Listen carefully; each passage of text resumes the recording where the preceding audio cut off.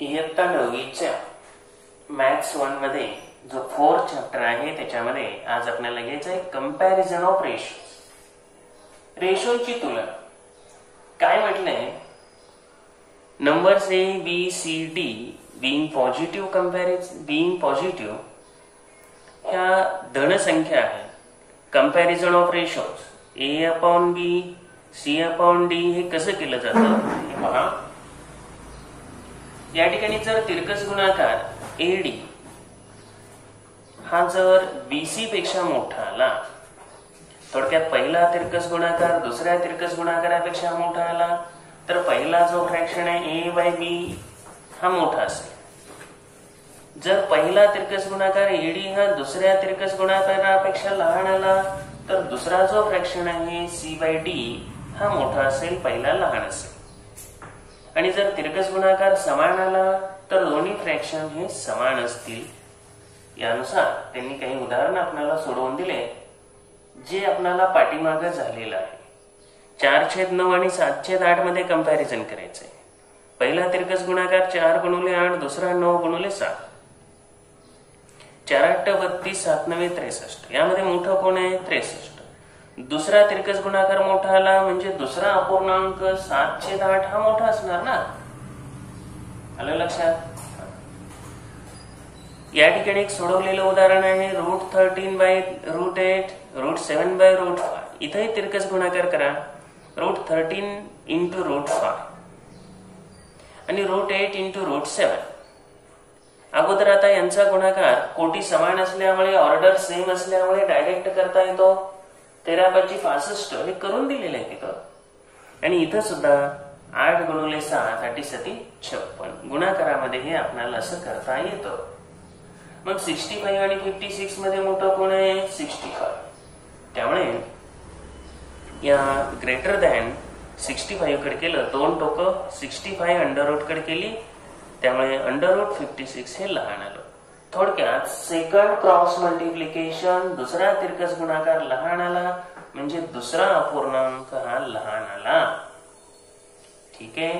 आता पुढील उदाहरण क्रमांक 3. आता तिसऱ्या उदाहरणामध्ये थोडंसं लक्ष द्या. काय म्हटलंय? ए आणि बी हे इंटिजर आहे. ए लेस दॅन बी आहे. B not equal to +-1. Then compare a-1 upon b-1, a+1 upon b+1 यांच्यात तुलना करायची. दिलेली माहिती काय आहे? ए लेस दॅन बी आहे. ए हे बी पेक्षा लहान आहे. थोडक्यात ए मधून जर 1 वजा केलं आणि बी मधून 1 वजा केलं तर चिन्ह काय बदलणार नाही.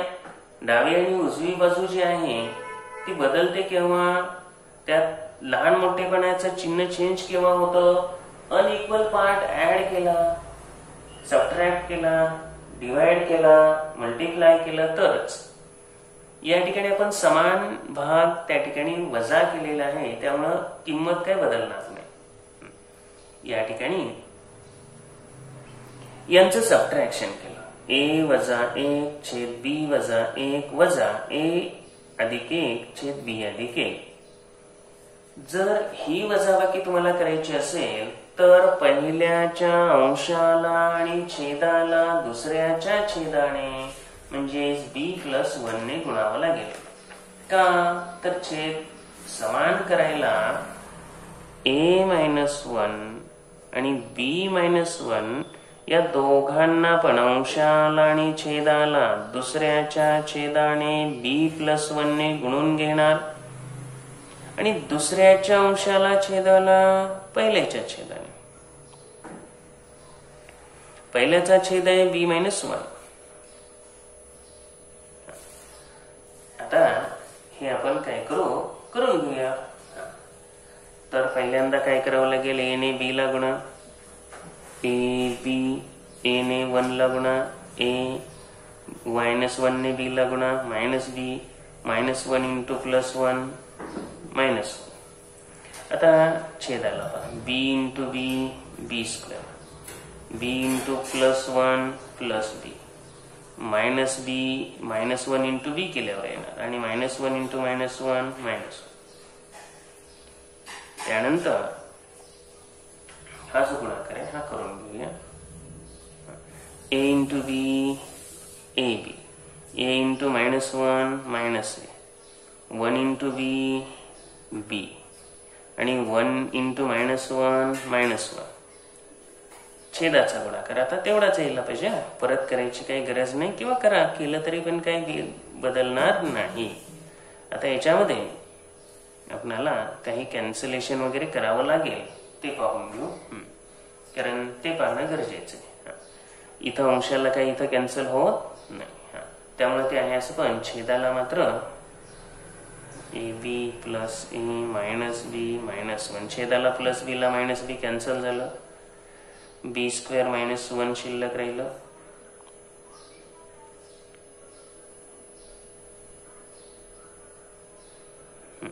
आता छेद समान झालेले दिसत आहेत आणि छेद इक्वल झाल्यावर आता तुम्हाला वजाबाकी करायला काही अडचण नाही. छेद आपण कॉमन मध्ये b स्क्वेअर -1 असा लिहिला आणि पहिलं जे पद आहे ते आहे असं येणार. दुसऱ्याची चिन्ह आता बदलतील, वजामुळे पुढील चिन्ह बदलणार. हे प्लस ab आहे, हे मायनस होणार, हे मायनस आहे ते प्लस होणार, हे प्लस आहे मायनस होणार, मायनस आहे प्लस होणार, आणि जे आता कॅन्सल होते ते कॅन्सल करा. प्लस ab ला मायनस ab कॅन्सल होईल, -1 ला +1 कॅन्सल होणार, -b ला -b नाही होणार, प्लस a ला प्लस a नाही, उलट बेरीज होणार त्या ठिकाणी. Twice a minus twice b upon b square -1. तर ही आपली बेरीज झाली. 2 कॉमन काढलेला आहे, 2 in bracket a -b upon b square -1. काय म्हटलं पहा की ही आलेली बेरीज b स्क्वेअर -1 ही ग्रेटर दॅन 0 असेल का? तर a लेस दॅन b, म्हणजेच या ठिकाणी लेफ्ट कडे आणलं b की मायनस झालं, a less than b, a minus b less than 0, less than 0. आता a वजा b जर शून्यापेक्षा लहान असेल म्हणजेच ते काय असेल, निगेटिव्ह असेल. त्यानंतर a पेक्षा b मोठा आहे, त्यामुळे b स्क्वेअर -1 ग्रेटर दॅन 0 असेल, स्क्वेअर आहे. कारण b ची किंमत काय +-1 नाही, +-1 नसल्यामुळे या ठिकाणी डेफिनेटली ते मोठं असेल. थोडक्यात आपल्याला आलेलं हे जे आन्सर आहे, तर हे आन्सर ग्रेटर दॅन 0 आलं. a - b हे जे अंशाला आहे हे तुम्हाला लेस दॅन 0 आहे, त्याला 2 निघून.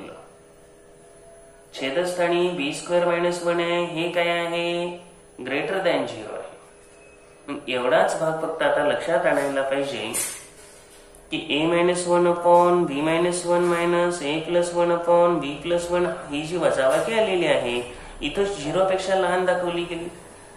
का दाखवली गेली 0 पेक्षा लहान? तर हे प्लस झालं, आपल्याला हे काय दाखवलं आपण, निगेटिव्ह दाखवलं. लेस दॅन 0 म्हणजे निगेटिव्ह, आणि हे काय दाखवलं, पॉझिटिव्ह दाखवलं. निगेटिव्ह भागिले पॉझिटिव्ह निगेटिव्ह येणार. थोडक्यात हे जे आन्सर आहे, हा जो भागाकार आलेला आहे हा 0 पेक्षा लहान आला.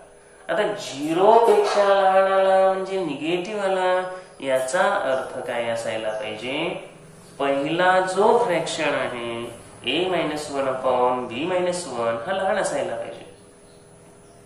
जर ही वजाबाकी पॉझिटिव्ह आली असती तर पहिला अपूर्णांक मोठा आला असता. कारण वजाबाकी पॉझिटिव्ह आली तर पहिला मोठा, वजाबाकी निगेटिव्ह आली तर पहिला लहान. हे डोक्यात ठेवायचं आहे. उदाहरण क्रमांक 4 मध्ये काय दिले पहा, तर a as b is equal to 2 as 1, b as c is equal to 4 as 1, then find the value of in bracket a raised to 4 upon 32 b square c square, आणि या कंसाचं क्यूब आहे, घन आहे, तिसरा घात आहे. आता हे उदाहरण सोडवताना याची व्हॅल्यू काढताना दिलेलं पहिलं काय आहे, a upon b is equal to 2s1 आहे. त्यामुळे हे घेतलं, त्यामुळे a बरोबर काय मिळालं, 2b. कारण या ठिकाणी काय झालं, जे भागिले बी होतं ते गुणवले झालं आणि त्यामुळे a is equal to 2b असं मिळालं. दुसरा जो रेशो आहे तो आहे b/c is equal to 4:1. b/c is equal to 4:1 वरून काय घेणार, b is equal to 4c. आता ही किंमत इथं ठेवा. a is equal to 2b मध्ये जर ही किंमत ठेवली तर आपल्याला काय मिळेल, a is equal to 2b मध्ये 2 इंटू b ची किंमत आहे 4c, a is equal to 8c. आणि मग मात्र आता सोपं जाणार. थोडक्यात त्यांनी म्हटलं substitute a is equal to 8c, b is equal to 4c. या किमती ठेवल्या, a रेस टू 4 आहे, तिथं a ची किंमत 8c ठेवली आणि त्याचा चौथा. त्यानंतर 32 ला 32 आहे असं घेतलं, b ची किंमत आहे 4c, ती 4c किंमत ठेवलेली आहे आणि कंसाचा वर्ग किंवा सेपरेट वर्ग घेतला. c ला c आहे असं ठेवलं आणि जे कॅन्सल होत आहेत, भाग जात आहेत ते केलेलं आहे. 8 4 वेळा लिहिलं, c चा चौथा घात आणि 32 गुणिले 16. तर या ठिकाणी 16, 8 एके 8, 8 दोन्ही 16. परत या ठिकाणी आपण प्रत्यक्ष करून पाहू तर 8 into 8 into 8 into 8 into c raise to 4 त्याचा घन आहे आणि divided by 32 into 16 into c square into c square. आता c स्क्वेअर 2 आहेत, त्याला काय शिल्लक राहणार नाही कारण c चा चौथा घात वर आहे, खाली वर्ग गुणिले वर्ग म्हणजे या ठिकाणी काय होतो, घातांकाची बेरीज होते. त्यानंतर आहे 16 आणि इथं वर आहे 8, 8 एके 8, 8 दोन्ही 16, बेक बे, बेचोक 8, 4 एके 4, 4 8 32, 8 ला 8 कॅन्सल. शिल्लक काय राहिलं, 8 चा घन. 8 चा घन असेल 512 आणि अशा रीतीनं ही आपल्याला व्हॅल्यू मिळाली. चला आता प्रॅक्टिस सेट 4.2 सॉल्व्ह करायचं. आता यातली उदाहरणं व्यवस्थित समजून घ्या, सोडवता येतील, फक्त व्यवस्थितपणे समजून घेणं गरजेचं आहे. चला पहिल्यात काय म्हटलंय, using the property a by b is equal to ak upon bk. Fill in the blanks ह्या रिकाम्या जागा भरायच्या आहेत. म्हणजे a अपॉन b ला अंशाला आणि छेदाला समान संख्येनं गुणून घेतलं. पहिलं दिलेलं आहे पहा, 5/7 इज इक्वल टू, इथं रिकामी जागा दिलेली आहे अपॉन 28 आहे, इज इक्वल टू 35 आहे. इथेही रिकामी जागा आहे आणि इथं अंशाला रिकामी जागा असून 3.5 दिले. यामध्ये काय करू शकता तुम्ही, पहिली रिकामी जागा आपण सोडवून घेऊया. त्यामध्ये 5/7 हे पहिल्यांदा आहे असं लिहा. आता 28 कसं येतं हे आपल्याला पहिल्यांदा समजायला पाहिजे. तर 28 येण्यासाठी आपण काय करतो, 7 ला 4 ने गुणतो. म्हणजे महत्वाचं तेच आहे ना. हे कसं आलं तर 7 ला 4 ने गुणून घेतलं. आता जेव्हा 7 ला 4 ने गुणतो तेव्हा 5 ला पण 4 नेच गुणायचं, त्याशिवाय उत्तर येणार नाही. अंशाला छेदाला समान संख्येने, त्यामुळे 5 चोक 20, 7 चोक 28, त्यामुळं पहिल्या रिकाम्या जागेला येणार 20. छेदस्थानी आपण गेलो कारण छेदस्थानची संख्या दिलेली आहे 7 चोक 28 आणि मग 5 चोक 20, हे आपल्याला आलं 20/28. आता सेकंड जे आहे फिल इन द ब्लँक्स मध्ये, इथे असंच करा. 5/7 35 दिलंय आणि इथं रिकामी जागा. आता अंशस्थानी 35 कसं येऊ शकतं, 5 इंटू 7. मग छेदस्थानी पण तसंच करायचं, 7 सुद्धा 7 नेच गुणायचं. मग काय आलं, 35/49, 49. उत्तर काढणं हे अगदी सोपं आहे, फक्त लक्ष देणं महत्वाचं आहे. बरोबर येणार उत्तर. थर्ड वन मध्ये 5/7 इज इक्वल टू, अंशाला रिकामी जागा दिलेले, छेदाला 3.5 आहे. आता हे कसं येतं, तर 7 ला 2 ने जर डिवाइड केलं 7 ला 2 ने डिवाइड केलं तर किती येणार 3.5 येणार आणि मग अंशाला पण तेच करा ना 5 ला 2 ने डिवाइड करा आन्सर तुम्हाला येणार 2.5 बरोबर. तर अशा रीतीने पहिल्यातला पहिला आपण एंड संपवलेला आहे. आता दुसऱ्याकडे जायचं. दुसऱ्यामध्ये आहे 9/14 is equal to 4.5 divided by रिकामी जागाच आहे तिथं. या ठिकाणी पुढे आणखीन एक विचारलेलं आहे dot dot upon 42 is equal to dot dot upon 3.5 आहे. एक एक सोडवायला घ्या. 9/14 is equal to 4.5 divided by dot dot दिलेला आहे. या ठिकाणी 9 वरून 4.5 कसं येतं लगेच कळतं. 9 ला आपण 2 ने डिवाइड केलं की किती येणार 4.5 येणार आणि मग छेदाला पण असंच करायचं 14/2 14/2 किती येणार मग 7 झालं. पहिली रिकामी जागा आली. त्यानंतर आपल्याला दुसरी जी आहे 14 ला 3 ने गुणून घेतलं तेव्हा येणार 42. एवढंच लक्षात आणायचं गरजेचं आहे. त्यामुळे 14 गुणुले 3 मग इथं अंशाला काय करावं लागेल 9 गुणुले 3. 3 ने गुणलं की अंशाला पण 9 नेच गुणा 3 नेच गुणा 9 त्रिक 27 छेद 42. ठीक आहे. पुढे दुसरी रिकामी जागा आपल्याला शोधायची 9/14 डिवायडेड बाय या ठिकाणी 3.5 दिलेलं आहे डिनॉमिनेटरला. न्यूमरेटरला काय दिलेलं नाही. आता 14 ला कितीने डिवाइड केल्यावर 3.5 येईल 4 ने. 14 ला ज्या वेळेला पण 4 ने डिवाइड करतो कारण 14 ला 2 ने डिवाइड केलं की 7 येतं. मग आता या ठिकाणी आणखीन परत डिवाइड केलं तर 3.5 येतं. म्हणजे 4 ने डिवाइड केलं की आपल्याला काय येणार आहे 3.5 येणार आहे. मग 9 ला सुद्धा काय करायचं 4 ने डिवाइड करायचं. आता 4 ने डिवाइड करा 4 दुनी 8 एक उरला एकावर 0 दिला की पॉइंट द्या. 4 दुनी 8 4 पंचे 20 2.25 आणि शेवटी फायनल आन्सर म्हणून हे सगळं लिहिलं पाहिजे बरं का. हे पहिल्या गणिताला आपण लिहिलं नाही पण ते लिहिणं आवश्यक आहे. फायनल आन्सर ही लिहिलीच पाहिजे कंपल्शन आहे. आपण हे आन्सर्स लिहून घेऊ. या ठिकाणी आपलं आलेलं आहे जे आन्सर्स आलेले आहेत ती सगळे आन्सर्स इथं लिहून घ्यायची आहे. ठीक आहे. अशा रीतीने झाला प्रश्न क्रमांक 1 पूर्ण. Find the following ratios. खाली दिलेले रेशोज काढायचे. फक्त रेशो लिहायचे त्याच्यामध्ये बाकीचं काही करायचं नाही. तर गुणोत्तर लिहिताना काय करणार आपण find the ratio of radius to circumference of circle. Circumference to circle हा रेशो लिहायचा आहे. सर्कम्फरन्सचा formula 2πr radius of the circle r. त्यामुळे हा रेशो ज्या वेळेला इथं रेडियसला लेटर आपण काय करणार r यूज करणार त्यावेळेला सर्कम्फरन्स जो आहे तो सर्कम्फरन्सचा जो फॉर्म्युला आहे तो फॉर्म्युला इथं माहिती पाहिजे आणि त्याशिवाय लिहिता येणार नाही.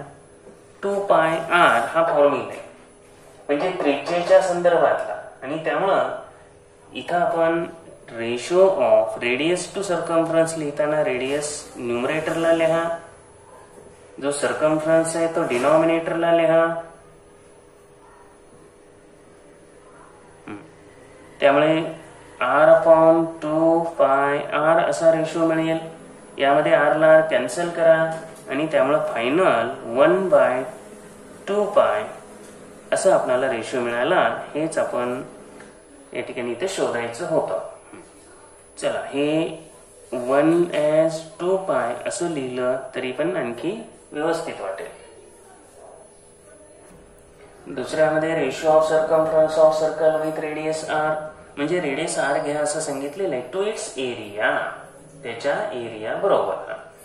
तर यामध्ये काय सांगायचं आहे आपल्याला तर रेडियस r त्यावरून सर्कम्फरन्स ऑफ सर्कल तर सर्कमफ्रन्स या गणितामध्ये पुन्हा लिहावं लागेल ना, सर्कमफ्रन्स. काय फॉर्म्युला आहे, 2πr. त्यानंतर एरिया ऑफ सर्कल πr². सर्वप्रथम रेडियस r घ्या आणि रेडियस r घेतल्यानंतर हे दोन फॉर्म्युले लिहायचे. आता सर्कमफ्रन्सचा रेशो एरियाशी घ्यायचा आहे, त्यामुळे लगेच इथं घेता येतो. सर्कमफ्रन्स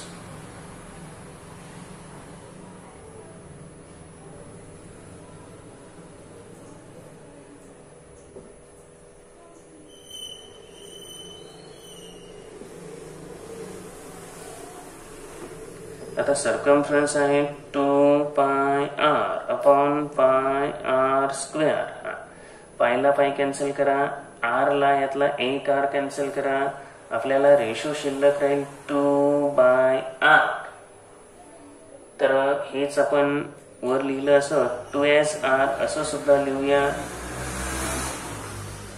त्यानंतर थर्ड वन आहे ratio of diagonal of square to its side if the length of side is 7 centimetre. तर ratio of diagonal to its side, आता डायगोनल ऑफ स्क्वेअर जो असतो त्याचा फॉर्म्युला इथं माहिती पाहिजे.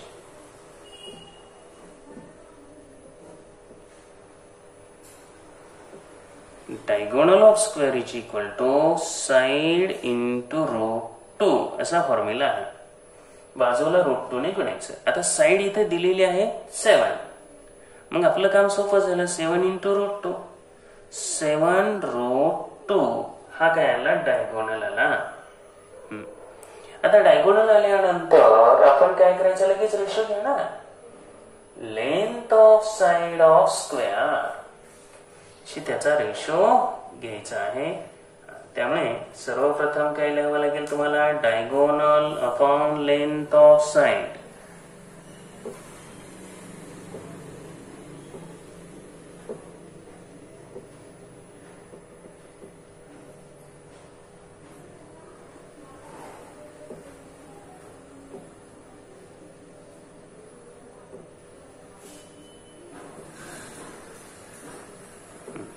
डायगोनल आला 7√2 आणि लेंथ ऑफ साइड 7 आली. यात काय करणार, 7 ला 7 कॅन्सल करणार, काय राहणार √2/1, म्हणजेच हा रेशो आला √2s1. डायगोनलचा बाजूशी असलेला रेशो, आणि कोणतीही साइड असली तरी रेशो हे कायम तेच राहतात. फोर्थ एक्झाम्पल आहे length of sides of rectangular 5 centimetre and 3.5 centimetre. Length 5 centimetre, त्यानंतर breadth 3.5 centimetre. Find the ratio of its perimeter to area. पेरिमीटरचा एरियाशी असलेला रेशो. यामध्ये सर्वप्रथम पेरिमीटरचा फॉर्म्युला लिहायचा. लेंथ आणि ब्रेड्थ यांच्यासाठीचे लेटर आहेत. लेंथ एल ने डिनोट करा, ब्रेड्थ बी ने डिनोट करा. त्यानंतर आपण पेरिमीटर काढू.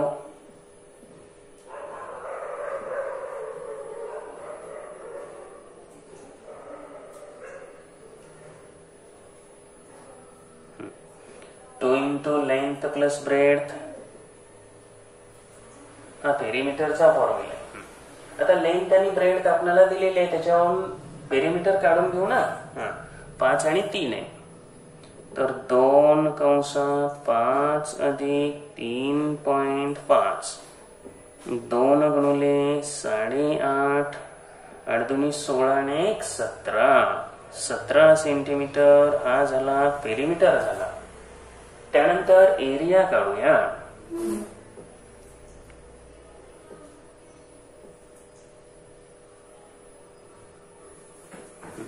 फॉर्म्युला आहे लेंथ इंटू ब्रेड्थ. या ठिकाणी लेंथ 5 आहे, ब्रेड्थ 3.5 आहे, त्यामुळे 5 × 5 25, 5 × 3 15, 2 17, 17.5 स्क्वेअर सेंटीमीटर किंवा cm स्क्वेअर असा त्याचा एरिया आहे. आता रेशो घ्या. पेरिमीटर त्या ठिकाणी लिहून घेऊया, कारण पेरिमीटरचा ratio of perimeter to area.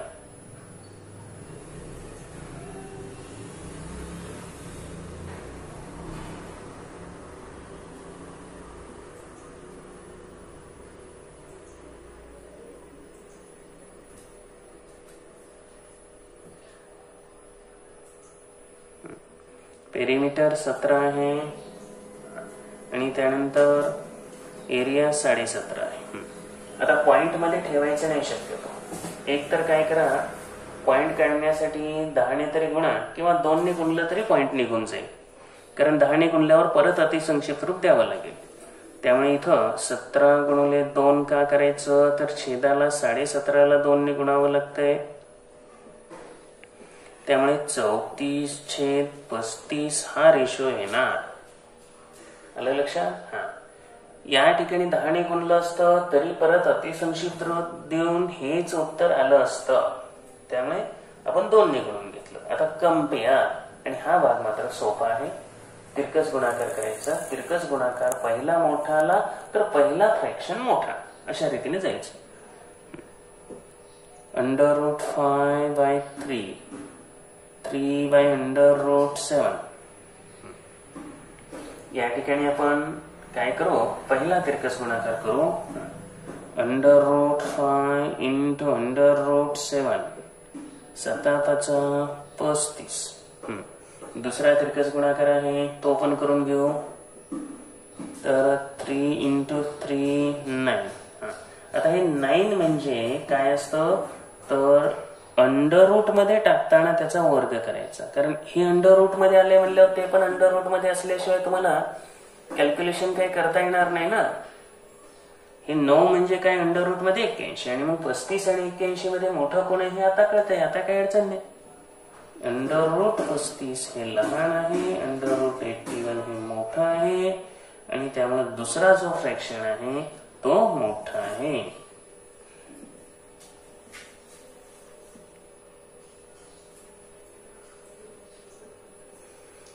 चला, उदाहरण क्रमांक 2. या ठिकाणी सुद्धा तिरकस गुणाकारच करायचा आहे, त्याशिवाय आपल्याला लहान मोठेपणा ठरवता येणार नाही. चला, पहिला तिरकस गुणाकार आहे 3√5 गुणिले √125. या ठिकाणी बाहेरचं जे 3 आहे ते आतमध्ये न्यायचं. आतमध्ये नेल्यानंतर 9 होणार आणि × 5 आहे असं ठेवा. √125 हे सुद्धा आहे असं.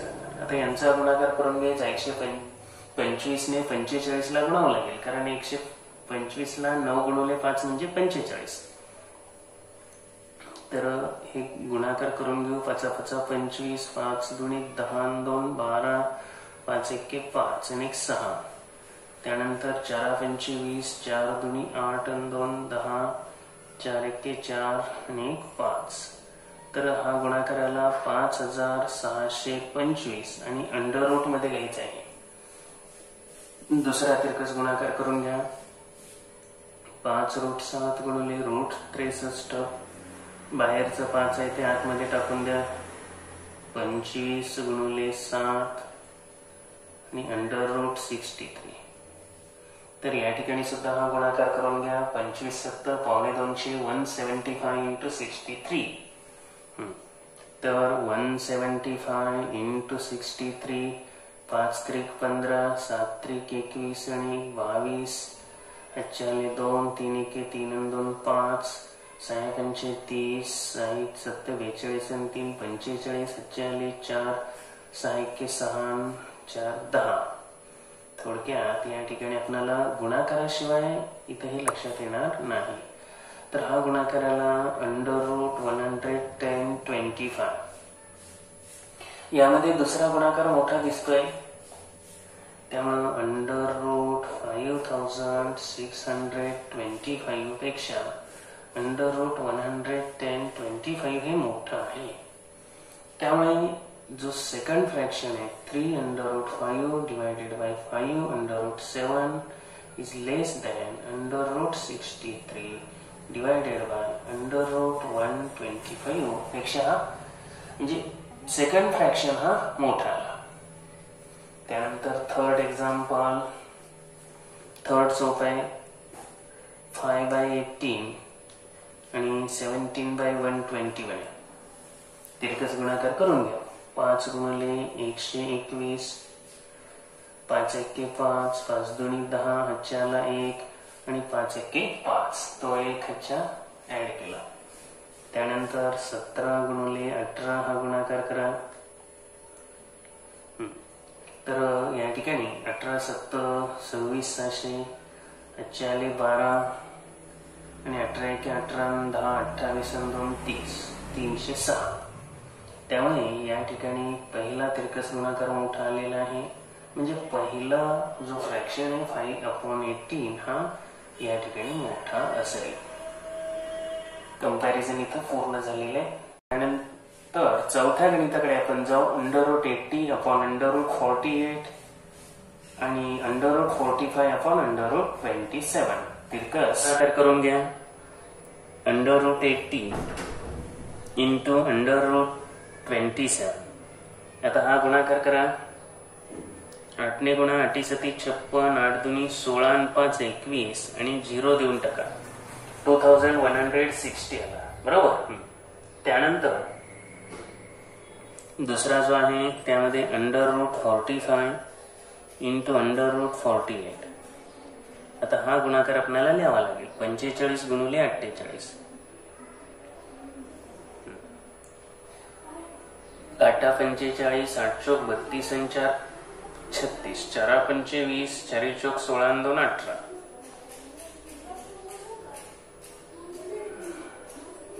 2160 हा गुणाकार समान आला. आणि यामुळं √2160 इज इक्वल टू √2160. कंपॅरिझन करू. दोन्ही इक्वल येणार.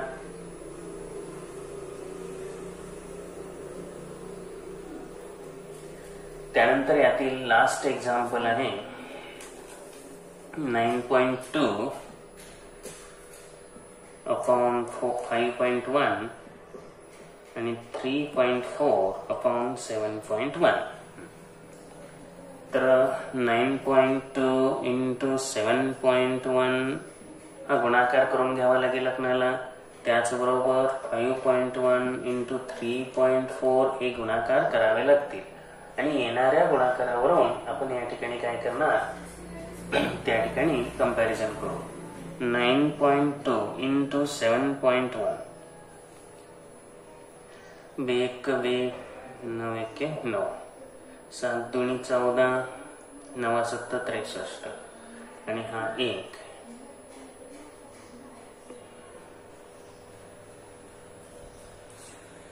पॉइंट देताना 2 त्यामुळे 65.32 हा झाला पहिला गुणाकार. त्यानंतर सेकंड क्रॉस मल्टिप्लिकेशन पण करा. 5.1 इंटू 3.4, 4 एके 4, 4 25, 3 एके 3, 17.34. म्हणजे पहिला जो गुणाकार आहे तो मोठा आल्यामुळं पहिला फ्रॅक्शन हा मोठा दाखवला.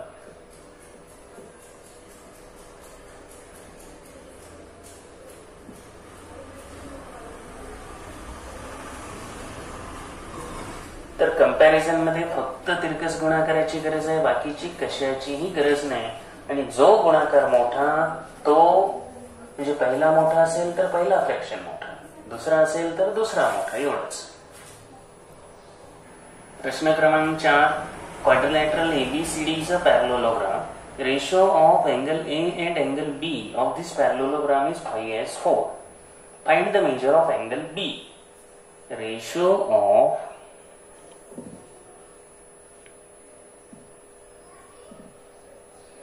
angle A and angle B काय आहे? 5:4 आहे. आता पॅरलोलोग्राम म्हटलं की त्याच्या समोरासमोरच्या बाजू पॅरलल असतात. आणि त्यामुळं ॲडजसंट अँगल्स हे कसे येतात, सप्लिमेंटरी येतात. ए आणि बी हे ॲडजसंट आहे, ते सप्लिमेंटरी येतील, याचा अर्थ त्याची बेरीज 180 येणार. आता हा रेशो दिला असेल तर समानपट एक समान होईल. Let X be common multiple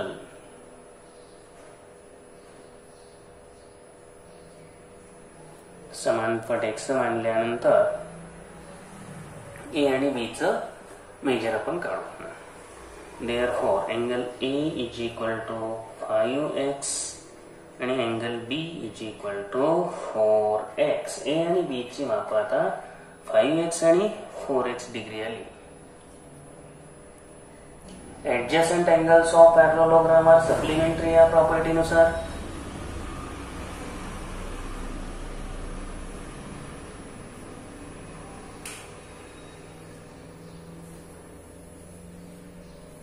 म्हणजे 180 बेरीज सप्लिमेंटरीचा अर्थ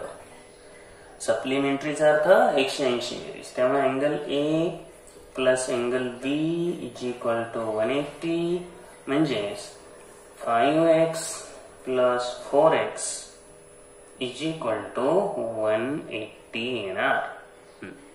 आता समीकरण सोडवा. 5 आणि 4 9. 9x बरोबर 180. 9 ने डिवाइड करा. 180 डिवायडेड बाय 9 किती आलं, 20.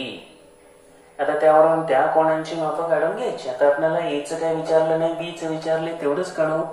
एचं पण विचारलं तरी काढता येतं किंवा सगळ्या कोणांची मापं सुद्धा आपल्याला इथं फाइंड करता येतील. तर बी या कोणाचं माप आलं 80 डिग्री.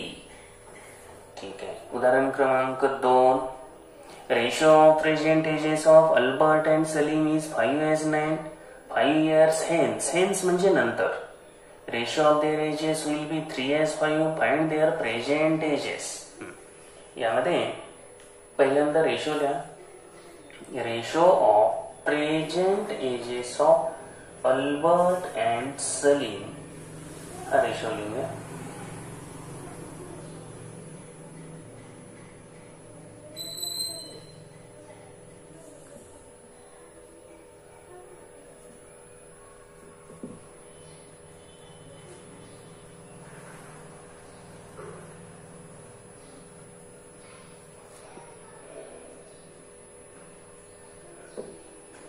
नेहमीप्रमाणे समानपट एक म्हणा.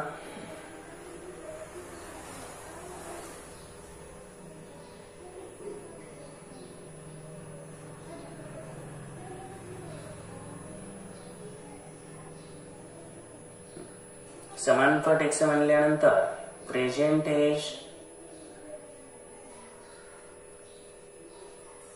Of Albert 5x years. त्यानंतर सलीम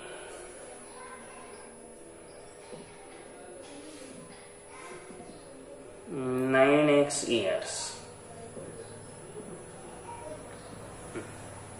आता यामध्ये काय म्हटलंय त्यांनी, 5 वर्षांनी काय होतं, त्यांची वय काय होती, हे प्रेझेंट आहे.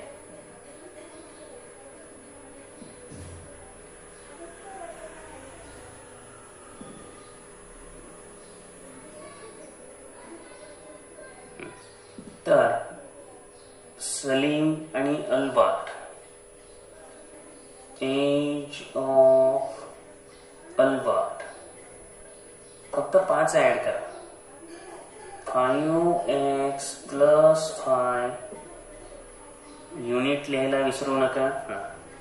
And age of Salim 9x plus 5. आता 5 वर्षानंतरची ही वय उपलब्ध झाली की कंडिशन आपल्याला मिळाली ना. हा रेशो 3:5 होतोय. त्यामुळे आता समीकरण लिहून आपण हे सोडवून घेऊया. 5 वर्षांनी त्यांचं गुणोत्तर 3:5 होत असल्यामुळे या ठिकाणी आपल्याला इक्वेशन मिळालं 5x अधिक 5 भागिले 9x अधिक 5 बरोबर 3/5. आता तिरकस गुणाकार करून घ्या. 5 गुणिले 5x अधिक 5 बरोबर 3 गुणिले 9x अधिक 5, 5 5 25, 5 5 25, 9 त्रिक 27, 3 5 15. आता x एका बाजूला घेऊन टाका, त्यामुळे काय होणार 27x वजा 25x. 27 कडे 25 घेतलं, 25चं चिन्ह बदललं गेलं आणि त्यामुळे 25 कडे हे 15 आणलं, 15चं चिन्ह बदललं गेलं. वजाबाकी करून घ्या. 27 मधून 25 गेले, 2x बरोबर 10 आलं आणि x ची व्हॅल्यू काढा. मग x बरोबर 10 भागिले 2 बरोबर 5. आता याच्यानंतर काय करता येतील आपल्याला, त्यांची प्रेझेंट एजेस काढता येणार. प्रेझेंट एजेस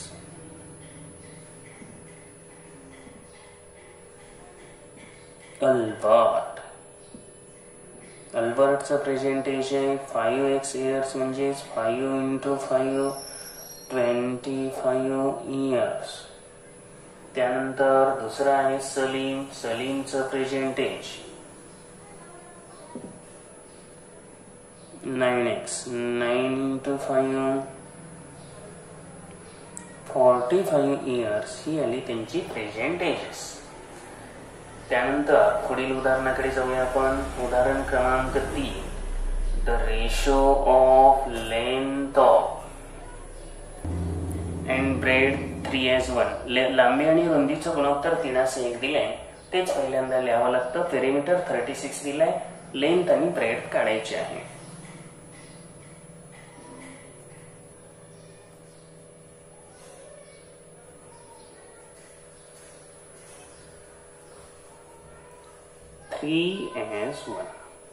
पहिलं काम करायचं, समानपट x मानायची.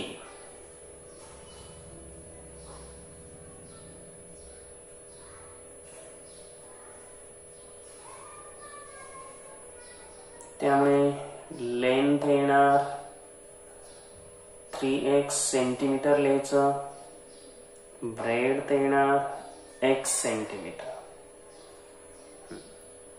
Perimeter is 36, therefore perimeter of rectangle.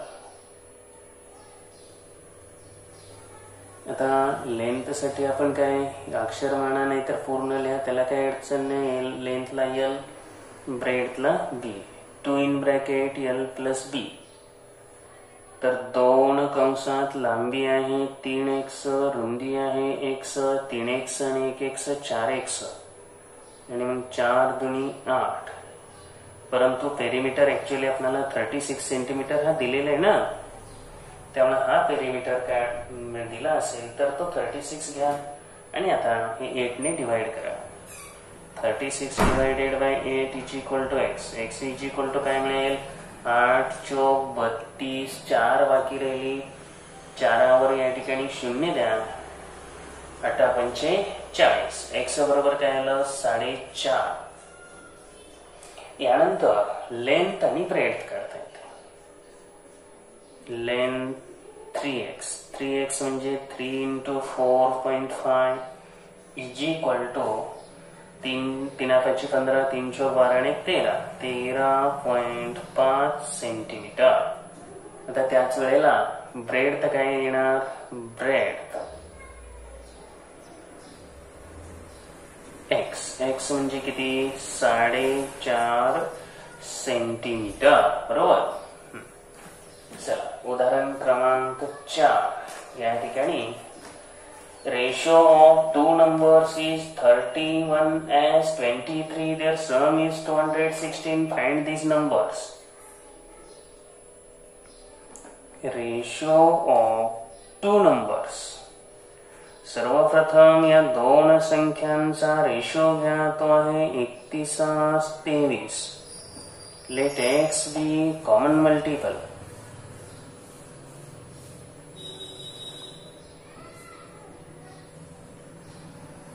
त्यामुळे two numbers are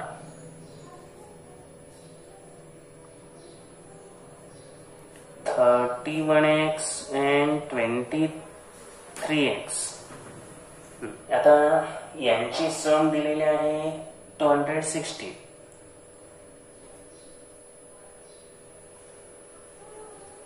आता 216 जर बेरीज असेल तर काय घेणार मग? 31x अधिक 23x बरोबर 216. करून घ्या बेरीज. 3 आणि 1 4, 3 आणि 2 5, 54x बरोबर 216. आता हे 54 216 ला डिवाइड करायचं. आता डायरेक्ट पाडा येत असेल चांगली गोष्ट आहे, पण इथं तुम्हाला लगेच लक्षात येतं 4 चौक 16, 4 पंच 20 आणि 1 21. त्यामुळे हेच बरं आहे. 54 चौक म्हणजे x ची किंमत आली 4. Therefore 2 numbers 8. पहिली संख्या 31x. 31x म्हणजे 31 गुणिले 4, 4 1 4, 4 3 12. दुसरी संख्या आहे 23x. 23 दुनी 46, 23 त्रिक 69, 23 चौक 92. 2 संख्या मिळाल्या. त्यानंतर 2 संख्यांचा गुणाकार दिलाय 360 आणि रेशो दिलाय 10:9. सेम आहे, याच मेथडने जायचं. त्याच्यामध्ये फार काही चेंज होणार नाही, फक्त बेरजेच्या ऐवजी गुणाकार. Ratio of 2 numbers. आणि या स्वरूपातली गणित आपल्याला पाठीमागे सुद्धा झालेली आहे. Late X be common multiple, आणि मल्टिपल कोणता पण म्हणा, पण लिहा तिथं. Therefore 2 numbers are 10x and 9x.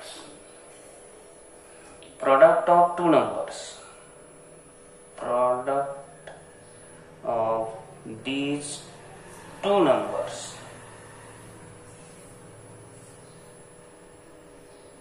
is 360. 360 गुणाकार. त्यामुळे इथं काय येणार? 10x into 9x is equal to 360. आता 10 गुणिले 9 डायरेक्ट पलीकडे नेलं तरी चालतंय गुणाकार करत बसण्यापेक्षा. तर इथं काय करू, पलीकडच्या बाजूला नेऊया. भागिले 10 गुणिले 9, 0 ला 0 कॅन्सल करा. 9 1 9, 9 चौक 36. ही आलेली किंमत x वर्गची आहे. स्क्वेअर रूट घ्या. स्क्वेअर रूट घेतलं की x इज इक्वल टू काय येणार? 2. त्यामुळे x ची किंमत 2 आल्यावर 2 नंबर्स आपल्याला काढता येतील. तर 2 संख्यामध्ये पहिली संख्या 10x म्हणजे 10 into 2 म्हणजे 20, आणि 9x म्हणजे 9 into 2 म्हणजे 9 दुनी 18. टॅली करून बघा, गुणाकार 360 येतोय का? 18 दुनी 36. लगेच गुणाकार येतोय, म्हणजे आपला आन्सर राईट आहे.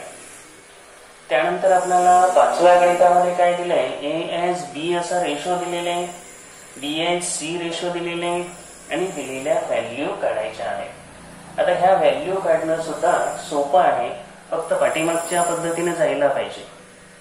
तुम्हाला काय करायचं, इथं a as b हा जो रेशो आहे 3:1 आहे, आणि b as c 5:1 आहे. तर a/b इज इक्वल टू 3/1. म्हणून a इज इक्वल टू किती मिळणार? 3b. त्यानंतर b/c इज इक्वल टू 5/1. तर b ची व्हॅल्यू काय आली मग? 5c. आता हीच व्हॅल्यू जर या ठिकाणी a च्या किमतीत ठेवली तर काय मिळणार? a is equal to 3 into b ची किंमत 5c. त्यामुळे काय मिळालं? a is equal to 15c. आणि एकदा ह्या किमती उपलब्ध झाल्या की काय अडचण नाही. आता पटपट पटपट व्हॅल्यूज काढता येतात. पहिलं काय सांगितलेलं आहे पहा, ब्रॅकेट मध्ये a/15b²c आणि ब्रॅकेट क्यूब आहे. बी च्या आलेल्या किमती फक्त ठेवणं हे इथं काम आहे.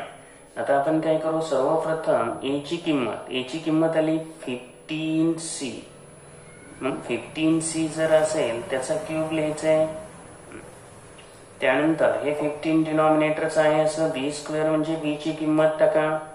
5c इंटू 5c लिहा आणि इंटू सी करा. ब्रॅकेटचा क्यूब आहे. आता याच्यामध्ये ज्याला भाग जातोय त्याला तो भाग घालवून घ्यायचा आहे. 15c क्यूब म्हटल्यानंतर 15c into 15c into 15c असं 3 वेळा आले. त्यानंतर डिनॉमिनेटरला हे 15 आहे असं आहे, 5c आहे असं आहे, 5c आणि परत इंटू सी आहे. पहिल्यांदा हे तिन्ही सी जे आहे त्या तिन्ही सी ला अंशाचे तिन्ही सी जात आहे, त्यामुळे ते काम सोपं होत आहे. काय आता राहिलं, 15 ला 15 पण कॅन्सल होत आहे. 5 1 5, 5 3 15, 5 1 5, 5 3 15. फक्त अंशाला राहिलं 9 आणि त्याचा घन आहे. आणि मग 9 चा घन येतो 729, 729. ठीक आहे. आता यानंतर याच्यामध्ये सेकंड दिलेला आहे ए स्क्वेअर अपॉन 7bc. ए ची जी किंमत आपण आत्ता जी घेतली तीच घ्या, 15c त्याचा वर्ग आणि 7bc. 7 ला 7 आहे असं घ्या. बी ची किंमत आपल्याकडे अवेलेबल आहे 5c. सी ला सीच घ्यायचं आणि मग आता करायचं कॅल्क्युलेशन. तर 15c गुणुले 15c, 7 गुणुले 5c गुणुले सी. सी ला सी कॅन्सल करून टाका. 5 1 5, 5 3 15. आता उत्तर काय मिळतंय पहा, 15 3 45 भागिले 7. तर आपल्याला जे आन्सर आलेलं आहे हे 45/7 हे करेक्ट आन्सर आहे. उदाहरण क्रमांक 6 मध्ये under root 0.04 into 0.4 into A is equal to 0.4 into 0.004 into under root B. Find the ratio A as B. A upon B ची व्हॅल्यू काढायची आहे. दिलेलं पहिल्यांदा लिहून घ्या, 0.04 इंटू 0.4 आणि into A is equal to 0.4 into 0.04 into under root B. आता पहिल्यांदा काय करायचं, स्क्वेअरिंग करायचं, म्हणजे हे थोडं सोपं जातंय. तर स्क्वेअरिंग म्हणू. स्क्वेअरिंग केल्यानंतर हे वर्गमुळाचं चिन्ह निघून जाईल.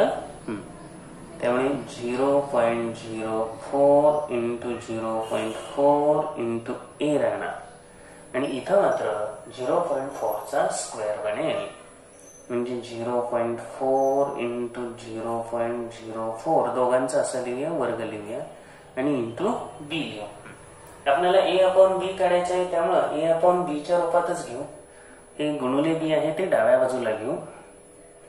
या ठिकाणी काय मिळेल, A upon B is equal to 0.4 into 0.04 bracket square divided by, हे गुणुले आहे हे या बाजूला येऊन भागिले होणार, 0.04 इंटू 0.4. आता अंशाचं छेदाचं ऑब्झर्वेशन करा. वर डबल कंस आहे आणि खाली तोच आहे, फक्त सिंगल आहे. त्यामुळे ह्या अख्ख्या याला हा कॅन्सल केला तरी चालेल. म्हणजे इथं राहणार काय, 0.4 इंटू 0.04. आता हा जो गुणाकार आहे हा गुणाकार करून टाका ना.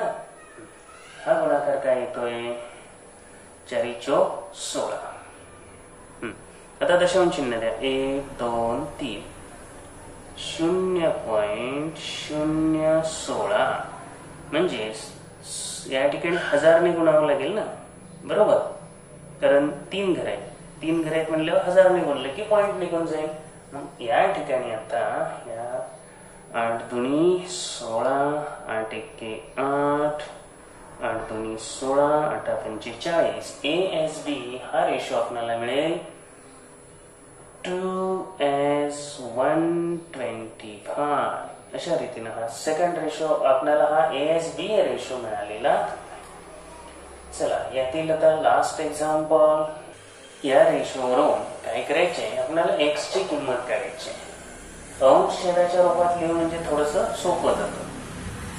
x plus 3 upon x plus 11 is equal to x minus 2 upon x plus 1.